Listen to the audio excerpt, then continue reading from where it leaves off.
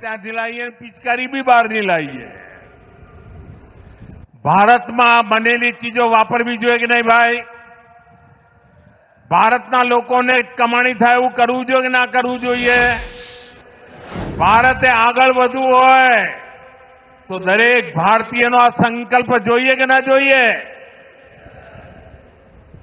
સાથીઓ, જ્યારે રેલવે મજબૂત થાય ને તો સુવિધાઓ પણ વધે અને એનો લાભ ઉદ્યોગોને થાય, ખેતીને થાય, વિદ્યાર્થીઓને થાય, બહેનોને ઘણી તકલીફોમાંથી મુક્તિ મળે.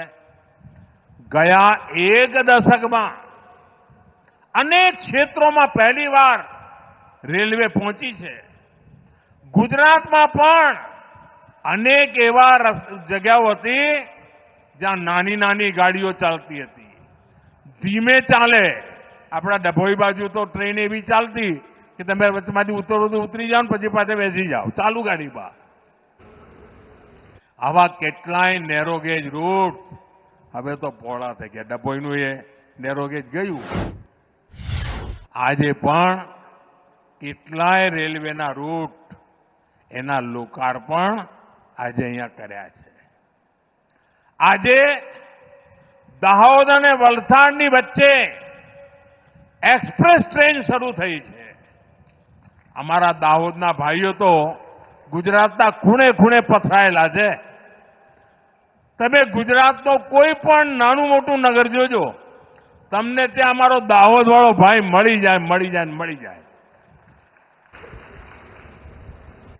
અને આ જ્યારે નેટવર્ક તૈયાર થાય ને એટલે મારા દાહોદને સૌથી વધારે લાભ થાય, મારા આદિવાસી સંતાનોને સૌથી વધારે લાભ થાય. સાથીઓ, જ્યાં ફેક્ટરી લાગે છે, કારખાના ઉભા થાય એટલે એની બાજુ બધી ઇકોસિસ્ટમ આવી જાય. નાના ચીજો બનાવવા માટેના કારખાના લાગી જાય અને એના કારણે રોજગારના અવસરો, મારા જવાનિયાઓને અહીંયા જ રોજગારના અવસરો મળે એના માટેનું કામ હું કરી રહ્યો છું.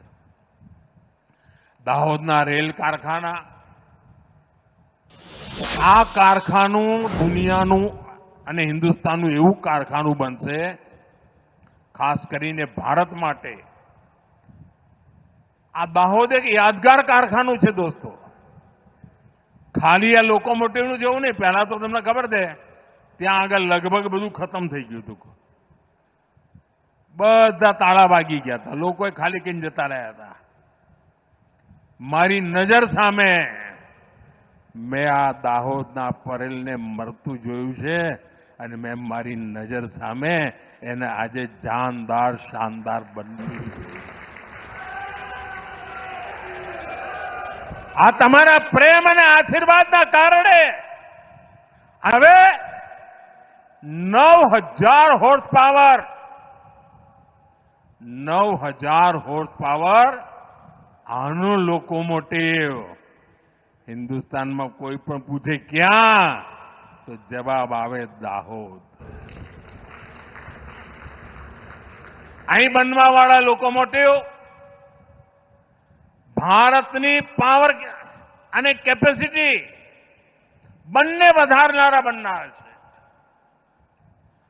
અને અહીં બનનારો દરેક લોકોમોટિવ ક્યાંય પણ જાય ખાલી એના પૈડા જશે એવું નહીં, એની જોડે જોડે મારા દાહોદનું નામ પણ પહોંચવાનું છે. દાહોદ બધે જ હવે પહોંચવાનું છે. આવનારા સમયમાં અહીંયા સેંકડો લોકોમોટિવ બનશે. થોડો સમય પછી એવો દિવસ આવશે